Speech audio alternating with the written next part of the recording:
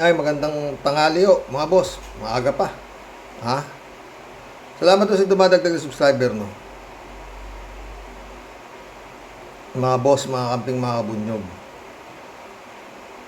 Ito yung sinasabi ko eh. Di ba? Na lahat may katapusan. Ha?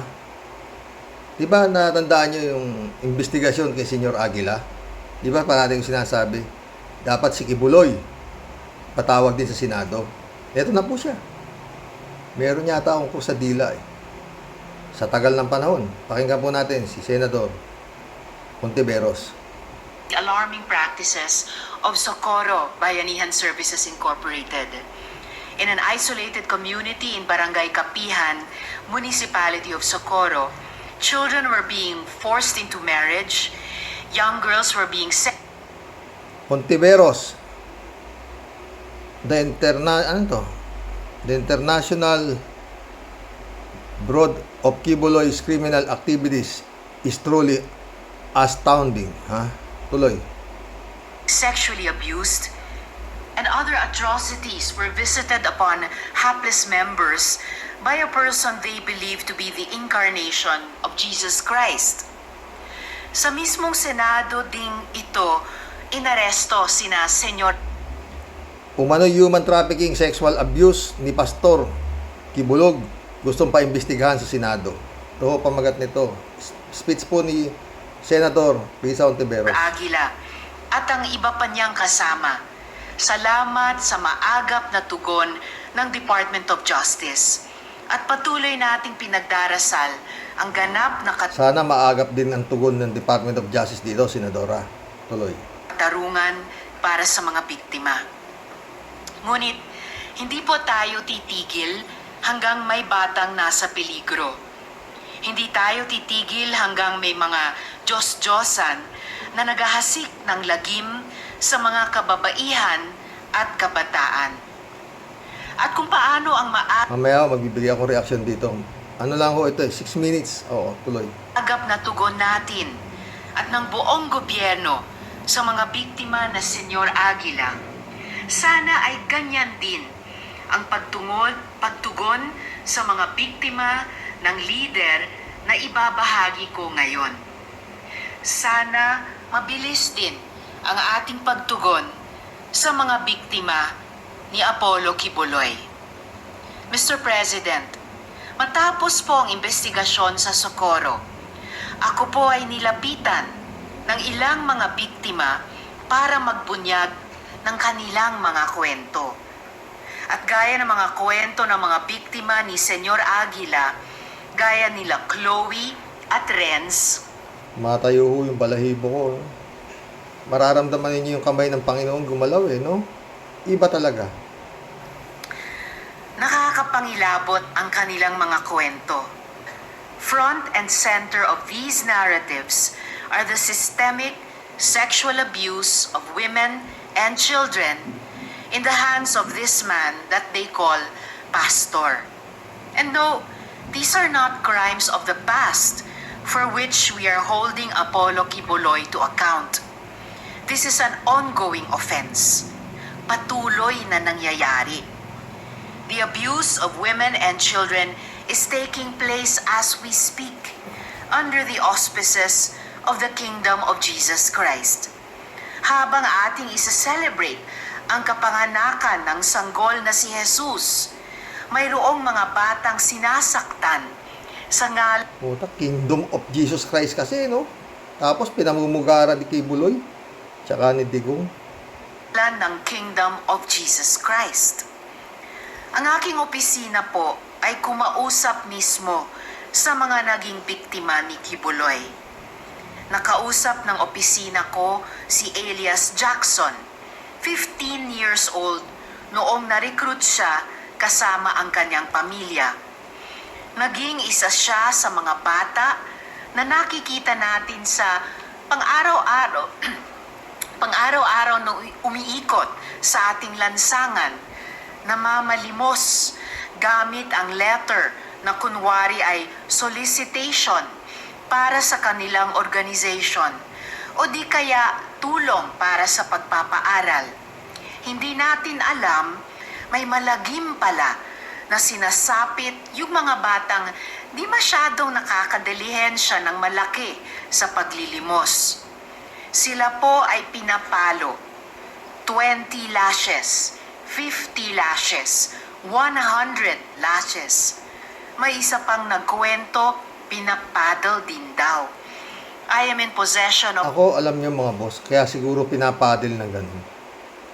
May duda siguro itong tumatanggap nung ingreso nitong mga namamalimos na to na baka ninanakawan nila yung kanilang koleksyon. Kaya binibigyan sila ng kota, no?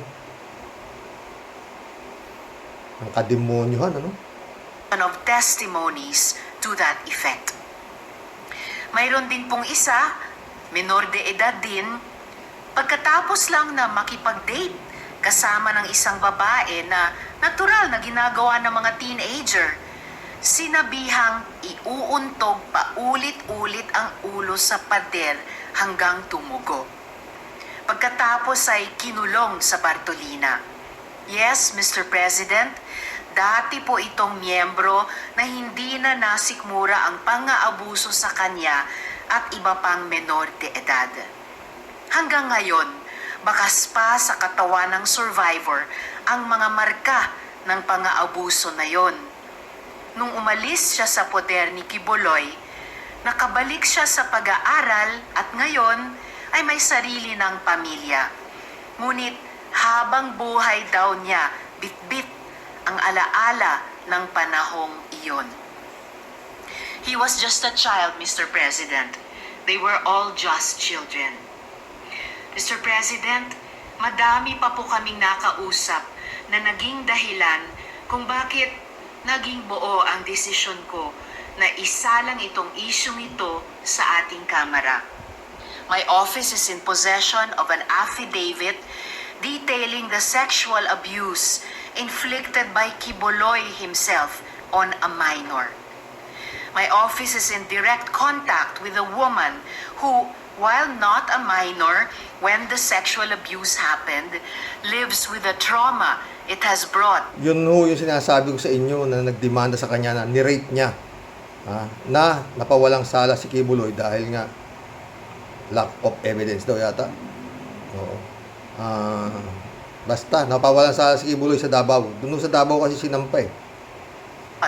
And continues to fear for her safety.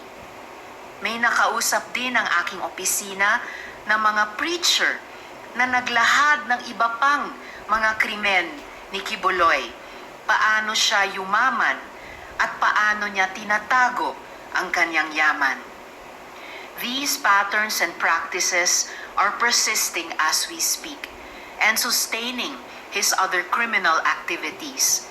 Hindi lang po sa Pilipinas ang mga krimeng ito, kundi sa iba't ibang bahagi ng mundo. The international breadth of Apollo Kibuloy's criminal activities is truly astounding. Let us end this outrage, Mr. President. Let us save those children. Let us hold space for the victims who cower in silence and live in fear and hope that they find their voice and their power. Salamat po. Ayan na po yan. Lord, salamat. Matatapos na ho yan. Oo.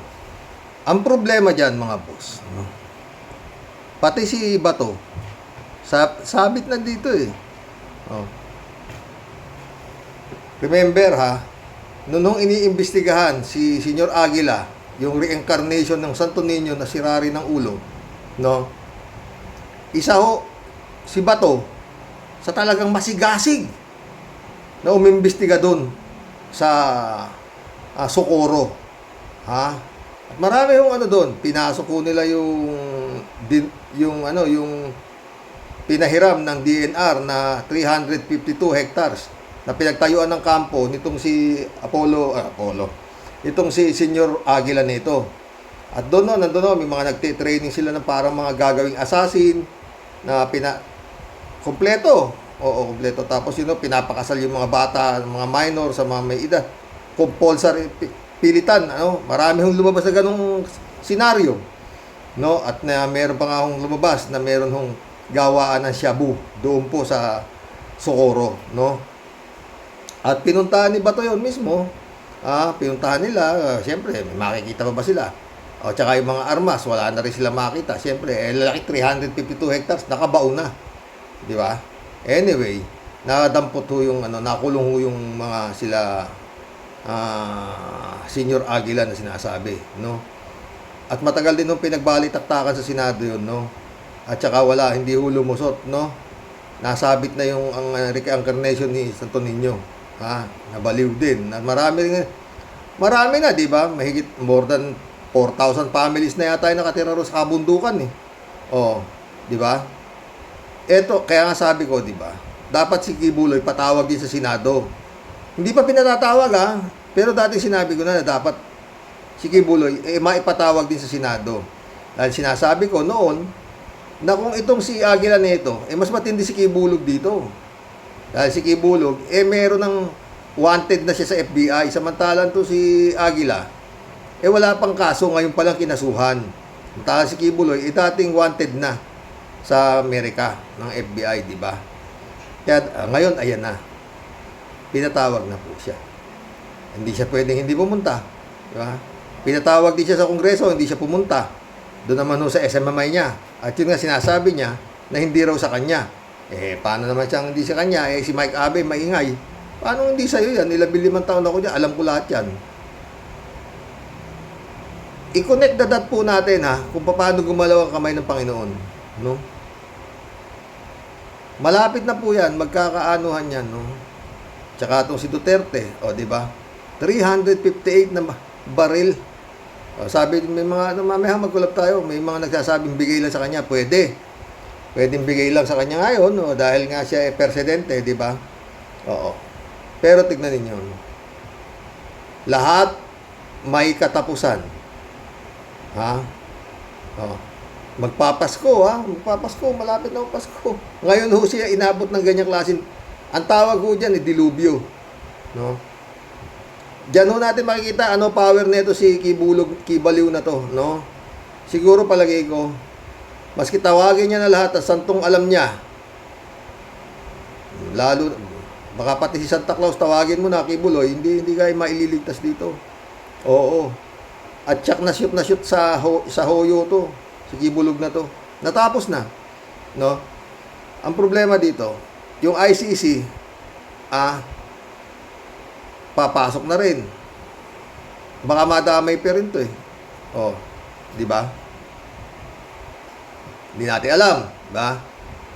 Pero eto sinasabi, no? Sabi ni Amy na pag naipasara yung SMMI na yan, magkakagulo. Hindi ho malayo yan. Pero ito kung gaano ka naging masigasig Bato sa pag-iimbestiga kay Senior Aguila, tignan ko ngayon na sigasig mo. Paano mo i-imbestiga si Kibulog, Yan ang niyan, mga friend, Siguradong, dati dalawa sila ni Risa Ontiveros, talagang binakbakan yung mga miyembro ng Socorro ni Senior Aguila, di ba? Talaga namang matindi umimbestiga si Kibuloy, talaga namang mahal. Nagmamalasakit siya sa mga kabataan na mga nagiging biktima ni Senior Aguila, No, eto ngayon. Hindi pwedeng hindi haharap si Kibulog diyan. Tinatawag sa Kongreso, hindi humarap Pero dito, hindi siya pwedeng hindi haharap.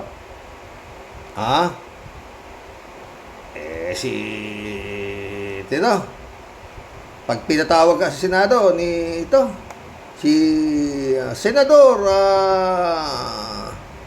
Tulfo, pagka hindi niya maayos, patatawag ko kayo sa Senado in aid of legislation, hindi po pwede. Pag pinatawag ni Tulfo sa Senado, hindi ka pwedeng hindi dadating. Di ba? Ganon din itong nangyayari ngayon to kay Kibulog, Wala na Talagang namunini sila nung panahon ni Digong, no? Kaya dapat din ito, mga boss. Kung paano sana pinasok ang Socorro, yung puta ni Senyor Aguila, dapat ganun din ang mangyari dito kay Kibulog na to. Dapat pasukin din yung ano niya doon sa Davao. No? Ako, sa totoo lang, baka may illegal din to si Kibulog na to, sa totoo lang. Hindi natin alam. Dahil yun nga, sinasabi, na itong si Digong, Lord of all drug lords, Di mo na, marami ho no? Kailangan ho talaga malaki-laking grupo. Oo, kung talagang gusto ng katarungan, malaki-laking grupo ho ito.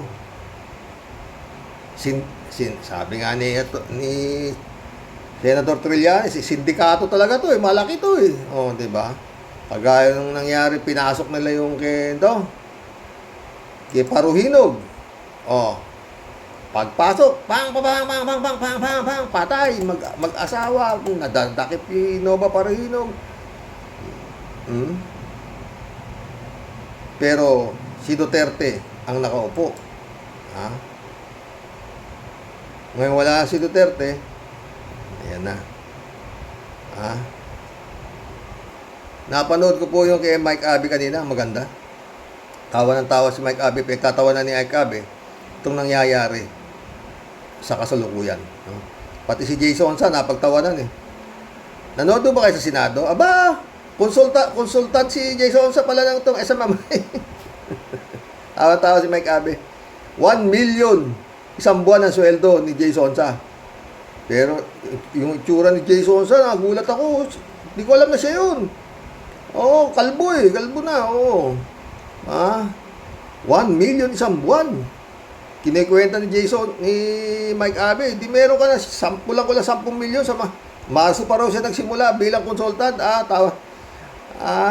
Tawagan mo naman ako at maski milyonaryo ka, pakakapihin kita, sabi Jason Sa. Tawa ko ng tawa kanina kay Mike Abe, totoo.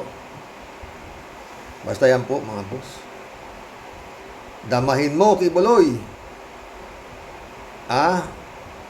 Pero si Kibuloy talagang nagpakasasa na ito Nagpakasasa ito sa sarap ng buhay. May taga-masahe, may taga-paligo. At marami siyang pinagpipili ang night duty. Kalat ni. Pero maski na, ayan ang aabutin niya. Mabigat-bigat yan. Mabigat-bigat yan. At sigurado po yan, marami pang lalabas na magsusumbong ng kanilang dinanas sa kamay nitong si Kibaliw na to. Marami pa po yan. Kung noon, hindi sila makalabas, gawa ng sandal sa pader, mabibigat. Nasa likod si Digong, si Gloria Macapagal, si Gloria Macapagal Arroyo. Yan ang mga talagang untouchable. Mga kapulisan, mga general, diba? Lahat may katapusan. Kaya sasabi ko, hindi pwedeng puro gabi. Tsak nasisikat ang haring araw. Paulit-ulit, iba gumalaw ang kamay ng Panginoon. Yan ang karma na sinasabi. Siguro, pag hindi ito nadali, si Kibulog na to, ewan ko na lang. Pero palagi ko, wala siyang lusot. Maski sandamakmak ang armas ni Duterte, na nakalisensya sa kanya, palagi ko hindi lulusot. Hindi lulusot ho. Pag talagang ginamit ng administrasyon ni His Excellency ang kanyang power para sa katarungan itong mga mahihirap, na sinasabi, mga kinawawa itong nakaraang administrasyon. Diba mga boss? Mag-collab na po tayo. Lord, salamat po. Yung mga daing po natin, God Save the Philippines, mukhang eto na. Sana nga, Sana nga. Oo. Malaking bagay na ho yan. Mabawas ang Duterte sa kaya sila Kibuloy dito sa Pilipinas, no? Tignan natin kung ano mangyayari. Marami-raming popcorn po to. Mga komento pa ho ito, mga humabol na komento po kahapon. Ito sa kwento ng SMMI, tinapos na ni Mike Abe at iba pa. Ito. Eto, Edison Moralilda. Welcome to the club, ha. Sabi niya, ang alam ko sa mga pastor, hindi bulaan. Tapos si Kibuloy, ayaw magsabi ng totoo. Kasalanan na yun kung siya nagbubulaan sa mga tao at sa Diyos. Raul Villanada, oh. Sabi niya, kala ni Kibulok, kaya niyang paamuin si Mike Abe na nakapag-alaga siya ng talisain. Sabong pumapalo kahit sa magtatari, delikado pala. Ramon Valencia, ano to? Sabi niya, good morning night, shout out, ha. Good morning night. Sa totoo lang, nung dati hininto ko ang makinig kay Mike Abe kasi nasa side siya ng mga Kibulibog at Dutergomonyo at sinisiraan nila si BP Lenny. Pero ngayon, sa ginawa ni Sir Mike Abe, bilib ako sa kanya. Matapang magsalita, may sariling isip at paninindigan. Isa siyang bayani na bumangga sa pader. Totoo yan, ha? Marami yan, marami kasi yung pader, wala nang kumbaga sa wala nang bakal yung pader ngayon. Hindi kagaya nun, talagang matibay yung pader. Ngayon, hindi na eh. Ferdinand San Juan, shout out. Good evening po, Karox. Karox, sa aking pananaw at naaayon sa mga balita, ang nangyayaring yan sa grupo ng SMMI, Kibuloy ay ayaw tumanggap ng pagkakamali. Ang tingin nila sa mga sarili nila, sila ang maghahari sa ating bansa. Yan ang tingin talaga nila eh. Kalala wala katapusan eh. Kahit ang batas pwede nilang baluktutin. Parang hinahamon nila ang Kongreso na may tapang. Kung mananatili yung grupo na yan, paano na ang mga susunod na panahon? At ano na ang magiging katayuan ng gobyerno? Totoo.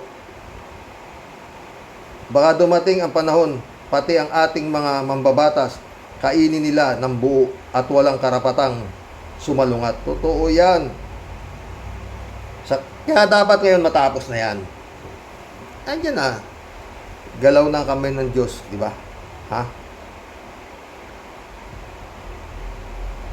Ngayon pa lang, palawakin natin ang ating isipan. Dapat ngayon pa lang manindigan na ang ating mga mambabatas. Buti na lang may sariling paninindigan si Mike Abe sa katotohanan. Totoo yan. Ferdinand San Juan, ha? Michael De Los Reyes, shout out. Welcome to the club. Karma ni Gibbs yan. Sana makakulong si Gibbs. Hindi mang shoot sa bangayan, shoot sa bangayan. Aerodynamic, welcome to the club. Dapat ipatawag si Mike Abe sa Congress. Tapos na ang boxing. Tapos na talaga. Nag-iintay na lang talaga. Friend Shervin Sapeda, shout out. Sabi ko na magko-comment siya eh. Christian Sen, shout out. July 7 Alcantara, shout out sa inyong mga friend. Sabi ni Friend Shervin, good job. Good job for Mr. Abe. He did the right thing po, Sir Rox. Good favor for himself and to all Filipino people. Meron siyang tama at matinong pag-iisip. May maayos na paninindigan. Buti na lang hindi nahawahan ng dalawang kangaroos na matagal nang nawawala po sa sarili. Hinahunting ng mga taga-mental. Puro akusa. Red tag, kinam, galit na.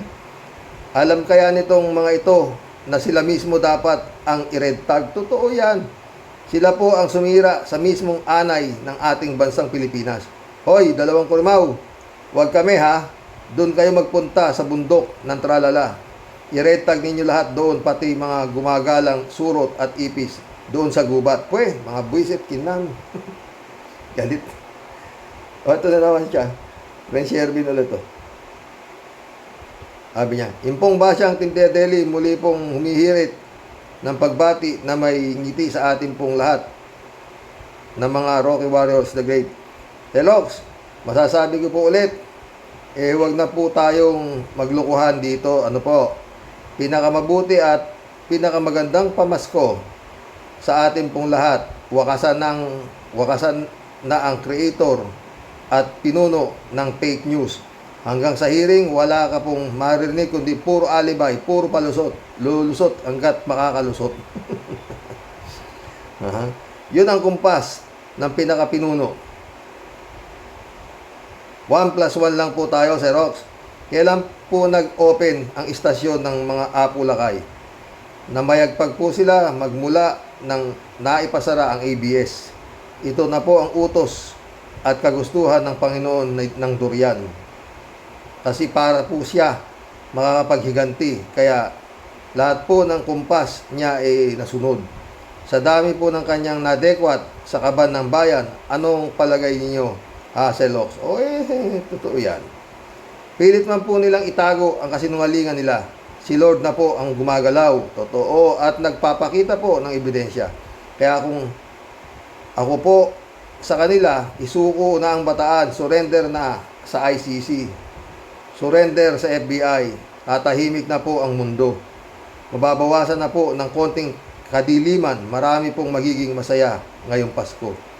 Totoo yan, Prince Ervin ka. Talaga pong kahit kailan, yung pong sinungaling, kapartner palagi na magnanakaw. Shout out, Sister Grace. Mamamasko kami. Sana this Christmas, wish granted kaming lahat sa prayers namin na sana peace and love and not war na between you and Sister Cecile. Trust me, sister, masarap pakiramdam kapag walang atraso kay Lord. Totoo yan, pre, na malapit ko nang gawin yung vlog ko sa kanya. Oo, lumalaban talaga eh. Matibay yung yung demonyong pumasok sa katawan niya eh. Oo. Parang na-exorcist pa rin. Tuloy natin kay Prince Ervin. Mas maraming pang pagpapala at biyaya and peace within kapag si Lord ang nasa puso mo. God bless po, Sir Rox, at mag-ingat po palagi. Ang pagkagabay ni Lord ay sumain niyo pong lahat palagi sa inyong family. Parehas din sa pamilya mo, Prince Ervin, sana parati ka rin gabayan ni Lord.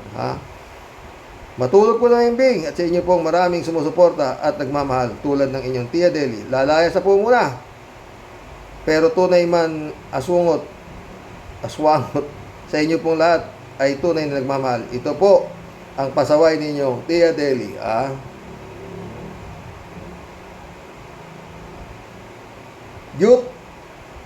YouTube.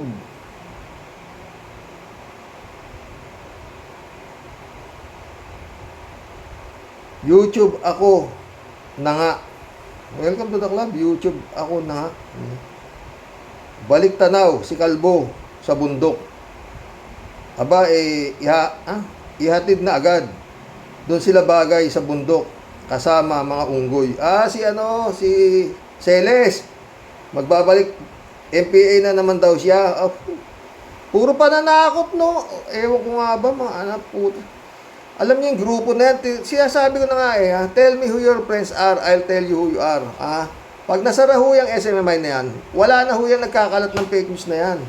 Ubos ho lahat yan. Oo. Ay, yun hong programa ni Mike Abe, kanina lang ho, maganda po. Yun ang tinatalakay niya tungkol dito sa katakot-takot na dilubyong dumating sa buhay nitong si Kibaliw. Aris, sabi ni Aris, naguguluhan din ako, Karoke, kung sino talaga ang may-ari ng SMMI. SMNI, niloloko ko lang, pinupuna mo naman. Sino ba yun? Ang iba sinasabing si Kibuloy ay may-ari. Ang iba naman si Duterte Paning ang may-ari. Ano kaya gawin na lang nating magkasosyo ang dalawa para wala ang gulo? Totoo. Hindi malayo. Ang problema dyan, alam niya ang patuan, no? Nung nahuli na sila, lahat ng ari-arian ng ampatuan, mga mansyon, hindi na sa kanila, naibenta na. Panood niyo ba yun? Yung massacre sa Maguindanao. Maguindanao ba yun? O, saan ba yun? Ang Patuan eh. Kalimutan ko yung lugar niya. Oo.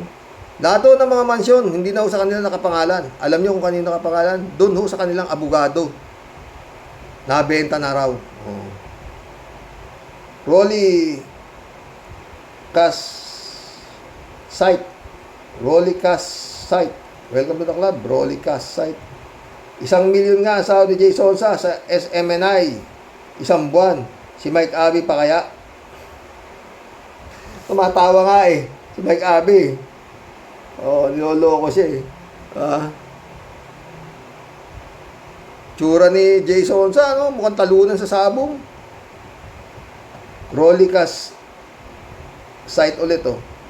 Kay Mike maliit lang kita dahil si Kibuloy nagpapasahod. Ngayon, kay Badoy at Eric at Sonsa, may pondo na galing China, kaya malaki na. Oo, ganun ba yun? Hindi ko alam yan. Rolly Cash Site ulit, oh. Sa analyst ko dyan, si Kibuloy ang China. Sa analyze ko dyan, si Kibuloy ang China. Pasimuno dyan para ilaglag gamit si Badoy at Eric. Dahil ang pera ni Kibuloy nasa China, nakatago. Alam ng China na habulin ng US at ikulong si Kibuloy sa US. Kaya ang pera niya sa China naka-freeze. At China makinabang. Lahat ng nasa Kongreso, dating tao ni Duterte yan at halos nang nandyan tuta ng China. Irene Cortelnac, shout out ha. Sabi niya, Tay, kung hindi naniniwala si Mike, Tay, kung hindi naniniwala si Mike Abbey na appointed son si Kibuloy, bakit tumagal siya ng 15 years? At kung prinsipyo niya ang ipinag-uusapan, sana noong pa nag-resign na siya. Pinakialaman nga lang siya kaya siya nag-resign. Yun lang. Nagalit siya kay Kibaliw dahil pinakialaman siya. Oh, sabi nga niya, kesa sisantihin mo pa ako, di mag-unahan na kita. Ganun nangyari doon na. Oh. Kaya siya nag-resign. Kasi nga ayaw niya ginagawa siya ni Kibaliw na yung bang parang kagaya nila Celes. Oh, saka nito si Badoy. Lahat doon pagdating kay pinakita niya na may prinsipyo siya. Yun lang yun, parang ganun lang yun. Ito. ISU. Hirap naman ang pronunciation nito. ISU. ISU. ISU. Welcome to the club. ISU. ISU. ISU siguro to. ISU. Sabi niya, ang mga batang announcer, broadcaster ng SMMI ang siyang nagdadala ng SMMI, pero pag pinasok na yung mga gurang sa mga programa, mga tungaw, tawa-tawa siya. Ay, Dolor Garcia, my friend, shout out ha. Sabi niya, good evening Kuya Rox, God bless you always and always be safe. Lahat ng kayabangan niyang si Kibuloy. Lahat ay kayabangan niya si Kibuloy, sabi niya. Dolor ulit oh. Belinda Magtangob, shout out ha. Sabi niya, dapat kuya, si Mike Abbey ang gawing testigo ho para kay Kibuloy para matauhan yan mga taga pagtanggol ni Kibuloy. Oo, tinapos na yan, friend. Wala nang lusot yan, friend Dolor, maniwala ka. Power of God na yan eh. Sa totoo lang, oo. At sigurado, si Ka-Percy ay masayang-masaya. Yan ang gusto niya mangyari, na nangyayari na, di ba? Rolando Resco ulit, oh. Ang daming nagoyo ni Kibaliw. Totoo, ang dami. Bakit nga hindi sila maniniwala kay Kibaliw? Yung mga matataas na politiko, nagpahumihingi sa kanya ng bendisyon, O, di ba? Pag tumatakbong mga sa eleksyon, hinahawakan ni Kibaliw sa ulo, O, di ba? Okay na, Japan, User, Shout out. Sabi, Sir, hawak ngayon ng Congress ang kaluluwa ni Kibuloy. Baliktad ng ano da. May Kay, shout out May Kay. Dati ayoko talaga kay Mike Abe si Rox. Pero ngayon, unti-unting nagugustuhan ko na siya. Dahil gumanda na ang pananalita niya. Totoo. Ako, hindi ko rin pinanood dati yan eh. Ito.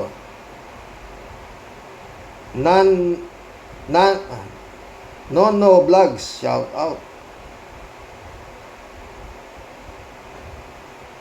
Sabi niya, shout out from Samar QC. Ito. Cryptosis. Welcome to the club. Ha? Sabi niya, dapat nga matagal na siyang nag-resign dyan sa SMI na yan. Bakit tumagal pa ng 15 years, sir? Dami na pala niyang nalalaman, red tagging, fake news, at marami pang iba. Sana noon pa. Yun lang ang aking napansin kay Mike Abe. Naniniwala ako sa dyan. Pero malay mo, kasama si Mike Abe sa instrumento ng Panginoon sa mga oras na ito. Diba?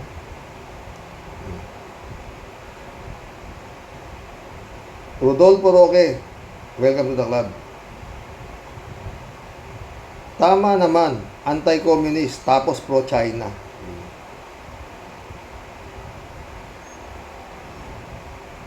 Arnold Puertes, shout out sabi niya. Totoo yun, si Kibuloy, ang tunay na may-ari ng SMMI Xerox, kulto.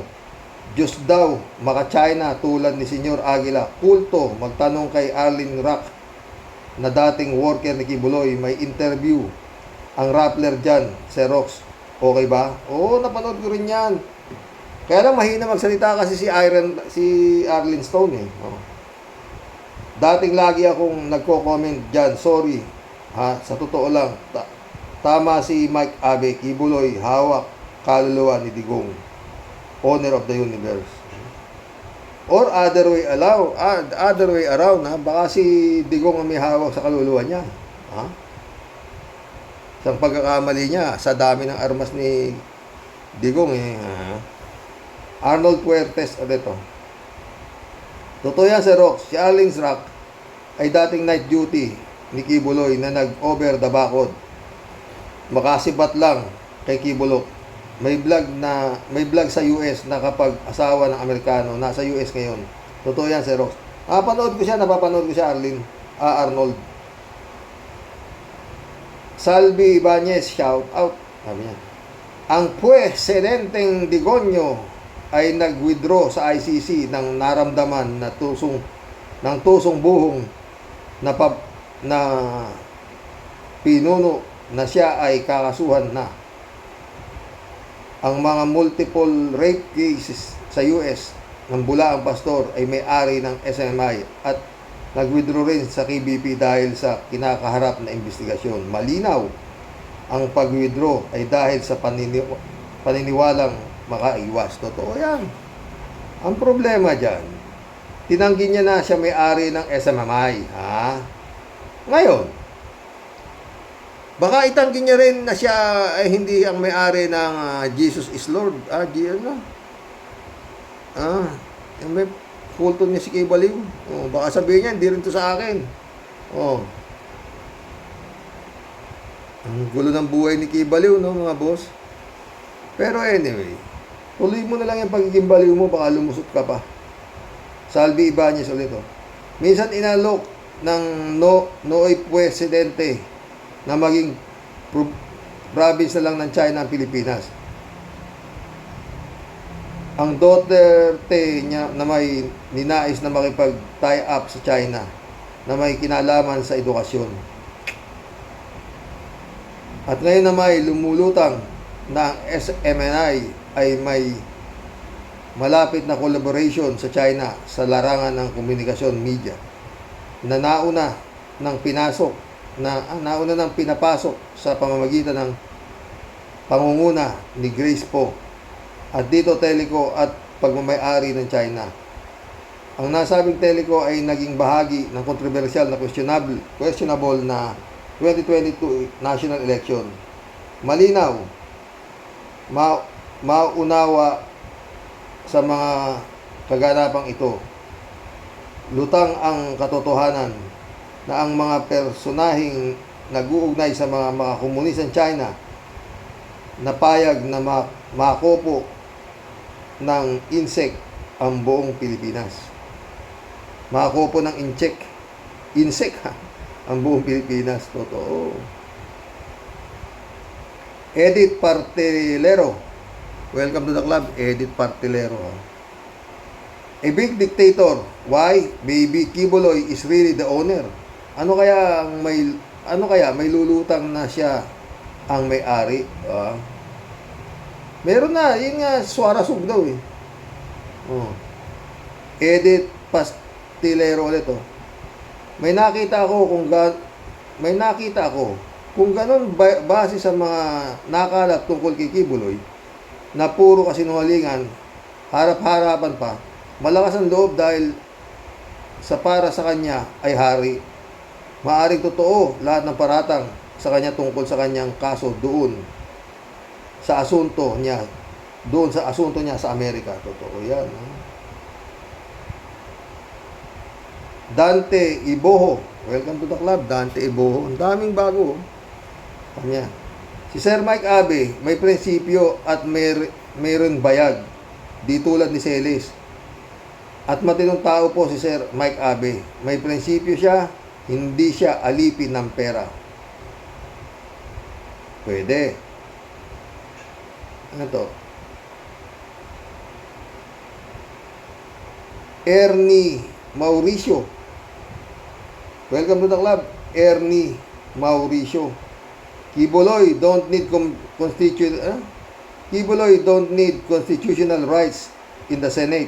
He is the son of Lucifer, and senators has no right to question him because their soul belong to him. For Kibuloy, the senators are fake news. Si Senator pa ang fake news ha. Lupit ha. Pablo Gonzales, welcome to the club. Sabi niya, Mike Abe and Mix Nograles, pareho silang nagtrabaho sa MSMI. Kaya alam nila si Kibuloy ang tunay na may hari. Totoo ha. Oy, mission accomplished na ho doon sa unang vlog ko. Ito naman ho yung comments ninyo doon sa vlog ko kagabi, no? Basahin ko rin ho, magaganda rin eh. Dahil maaga pa naman. Angelito Vincent, shout out ha. Yung tungkol ho ito sa baril ni Digong na nasandamakmak, no? Ito ang mga comments nyo.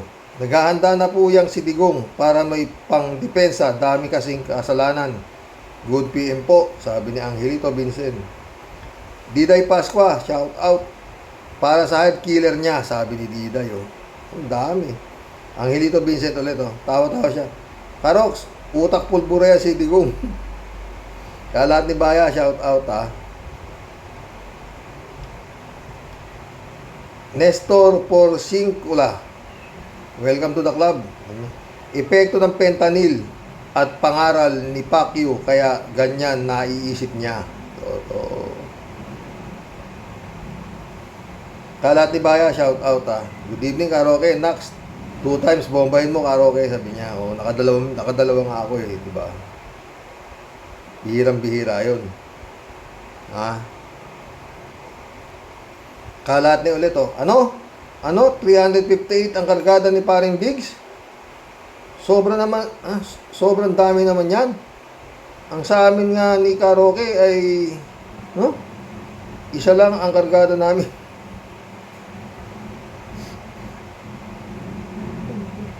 Ewan ko sa'yo. Elizabeth Iscare, shout out. Sabi niya, good evening, Sir Rox. Napanood ko nga ho yung kay Atty. Enzo. Wow, talagang 300 plus na lisensyado na baril ni Digong. Ang nakakapagtaka lang, bakit hinayaan ng gobyernong ito na magkaroon siya ng ganun kadami? May private army na ba yan? Nakakatakot naman ang Duterte na ito. Saan niya ito gagamitin? Kung dadakpin na siya, lalaban siguro. Ganon. Pero talagang Elizabeth, dapat yan, Eh, puntahan na ano yan. Anong ano? Wala ka ng immunity from suit. 80 anyos ka, meron ka lisensyadong baril na ano kaya pwede?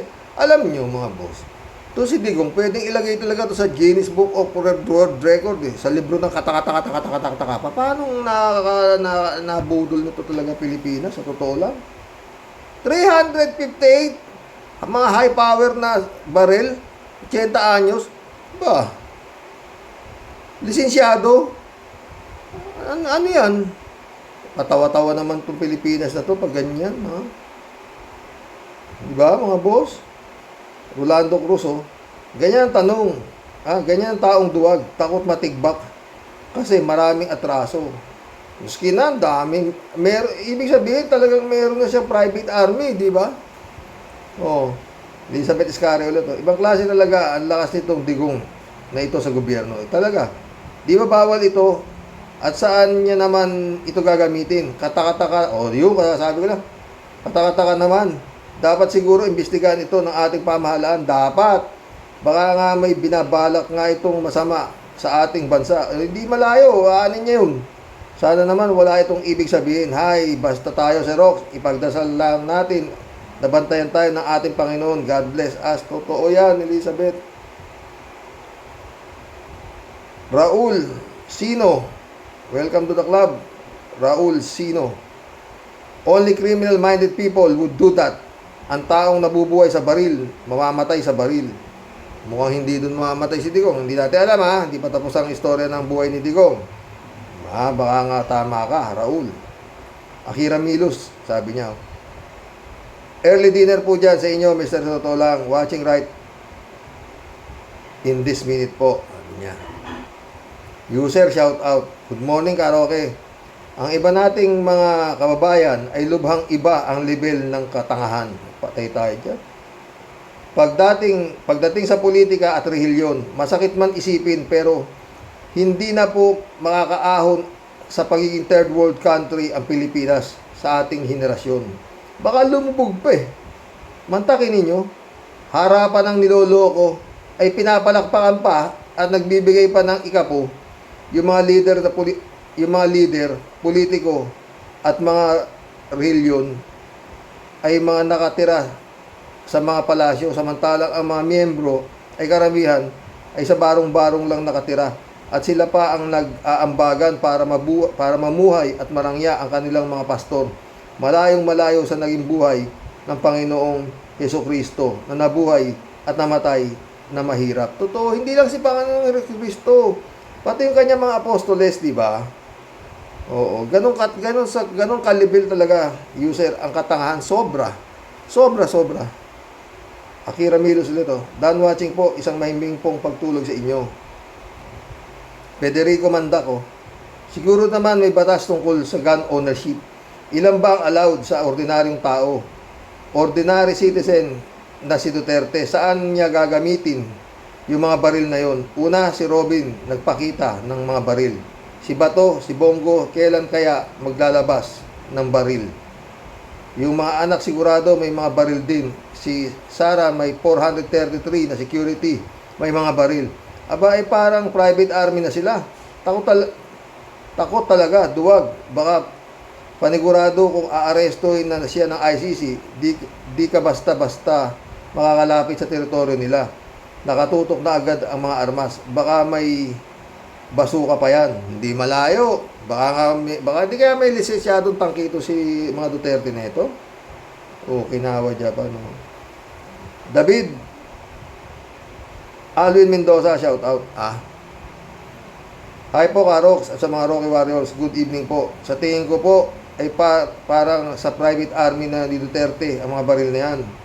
Pinalisensyahan niya, kung sakali na pumasok ang ICC at makumbik siya, ay doon sa kingdom ni Kibulog ang takbo niya at magkakamatayan na siguro bago siya mabitbit. Hindi malayo yung David, ng ICC kasama na proteksyonan ni si Pacquiao. Di basta-basta makakapasok sa kaharian nila kung may mga magtangkaman dumukot sa kanila. Conspiracy theory lang naman po, sabi niya. Tama po kayo. at amoy lupa na nga yan si Digong na puro pagpatay pa din ang nasa isip. Dapat nga po ay Biblia na ang hawak niyan at sumasama na sa mga Bible studies, pero siya puro kaguluhan ang nasa isipan. Hay, wala na po sigurong pagkakataon magbago pa yan. Ipagdasal na lang po natin na sana ay manaig ang katarungan sa bansa natin. Sana manaig nga. Di ba? Justice Remulla. Bagay kay Justice Remulla, mabilis na naig yung katarungan, 3 buwan lang. Acquitted. Yung kanyang kanyang anak. Ferdinand San Juan ulit. Good evening po, Karox. Nakakagulat yung balitang yan na 358 piraso ng mga baril ni Duterte na lisensyado ng PNP. Pwede ba yan sa ating bansa na may pwesto sa gobyerno na may-ari ng personal na matataas na kalibre ng baril o pribadong tao? Saan kaya gagamitin ni Duterte yung daming 358 na matataas na kalibre ng mga baril? Nakakagulat po, Karoke. Totoo, nakakagulat.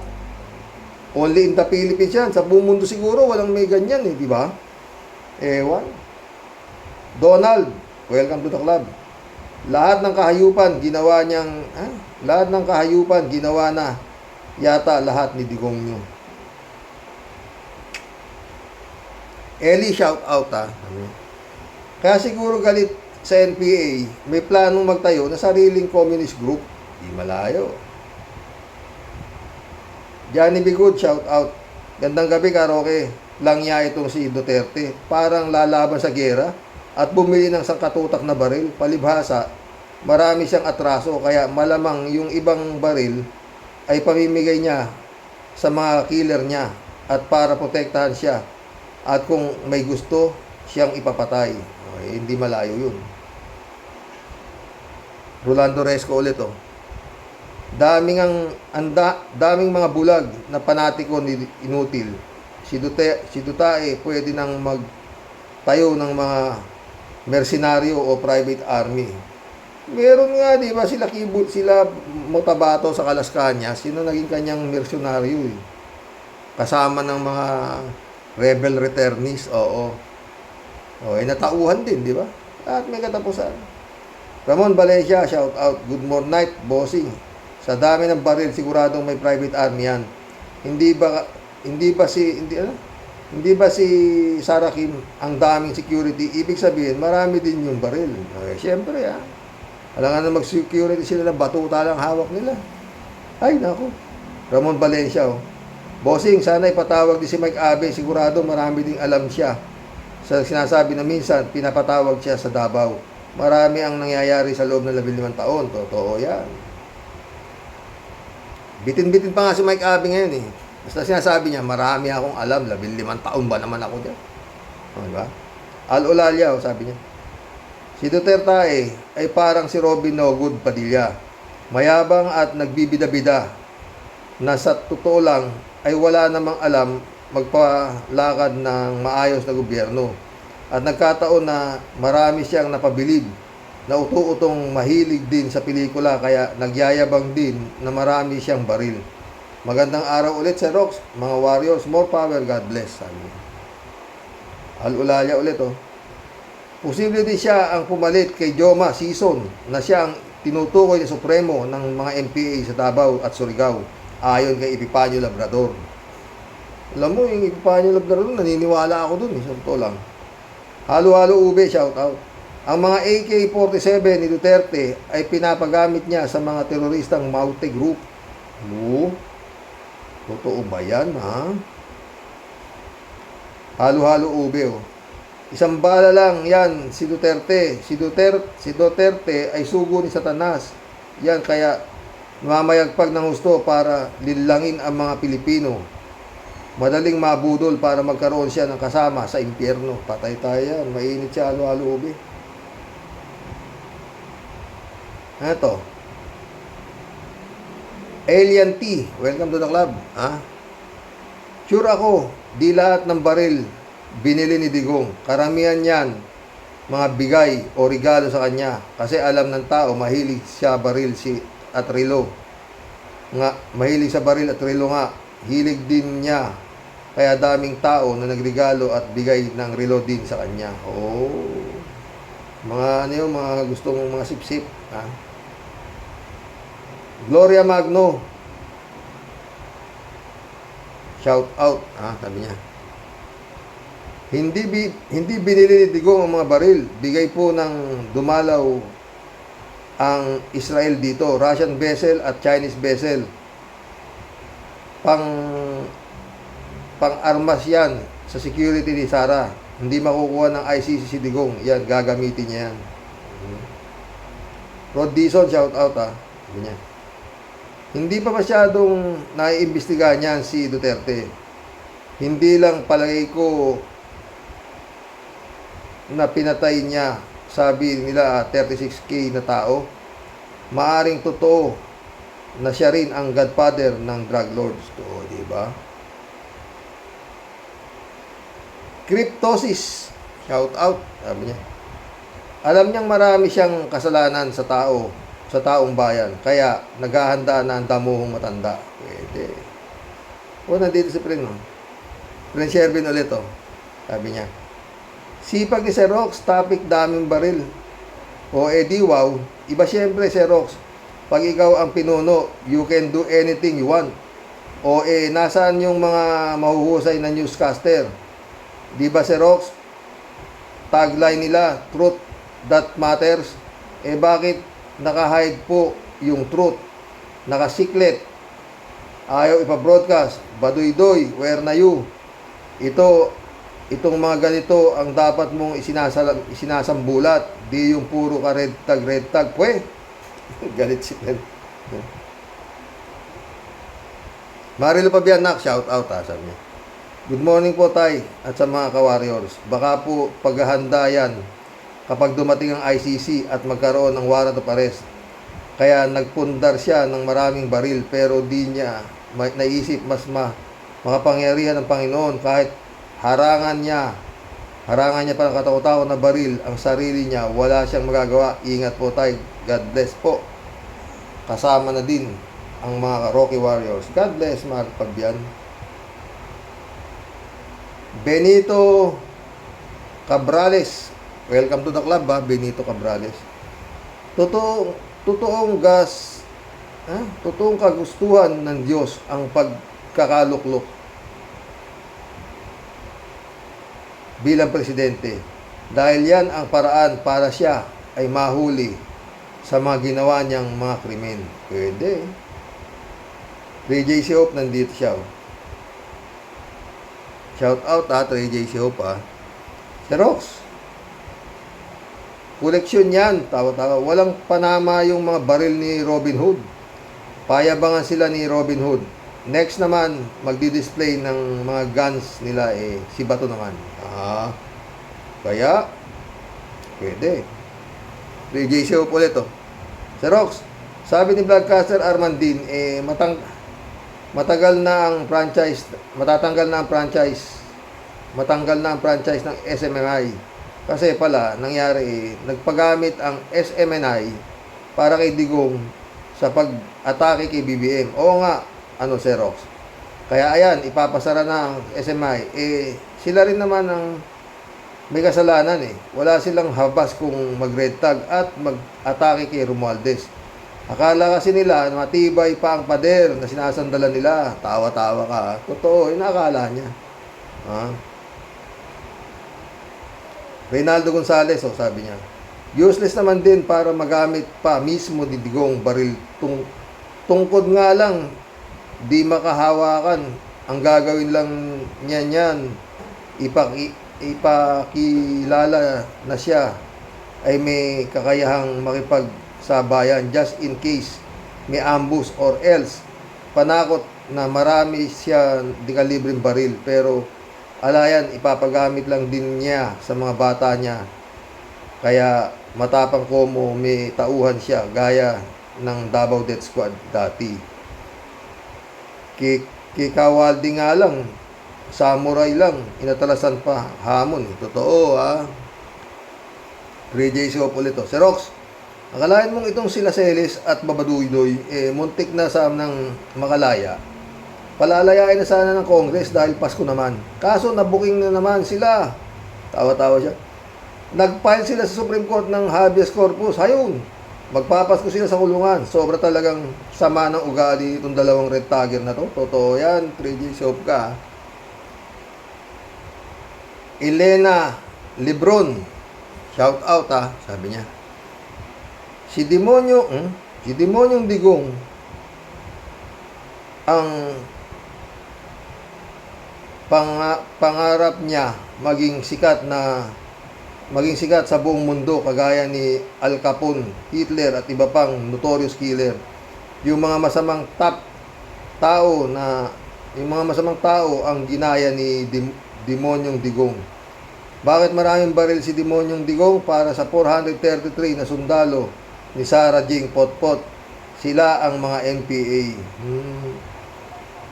Ay, mission accomplished nabasa ko po yung mga mga comments nyo lahat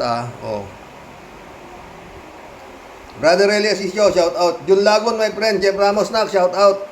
Eman Escalona, shout out Adorasyon de Maranan.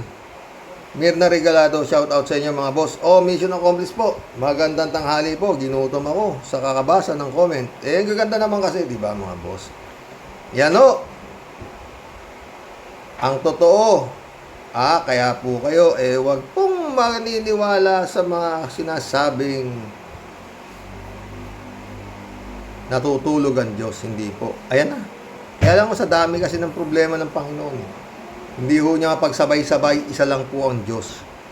Kaya eto naharap niya na ang mga pastor na mga may sapak sa ulo. Magandang tanghali po mga boss.